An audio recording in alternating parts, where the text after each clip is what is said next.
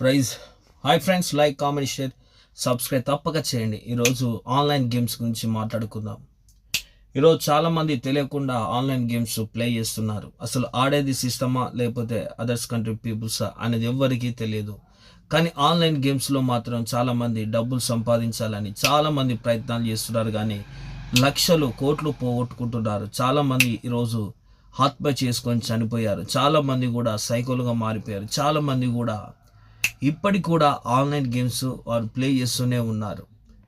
మీకు కొన్ని విషయాలు నేను ఈరోజు చెప్పాలని అనుకుంటున్నాను. ఆన్లైన్ గేమ్స్ అసలు ఒక సిస్టమ్ గేమ్ ప్లే చేస్తుంది తప్ప అదర్స్ పీపుల్స్ ఎవ్వరు కూడా ఆ గేమ్ను ప్లే చేయలేరు. ఎందుకంటే అదంతా ఒక సిస్టమ్ చేత వర్కింగ్ అవుతూ ఉంటుంది.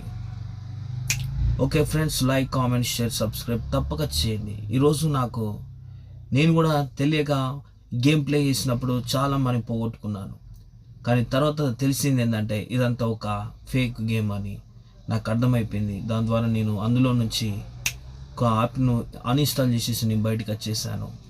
ఈరోజు మీరు కూడా ఏదో సంపాదించాలి అనుకుంటారు, కానీ ఆన్లైన్ గేమ్స్ ద్వారా పోగొట్టుకోవడమే జరుగుతుంది. సంపాదించుకోవడం అనేది జరగదు.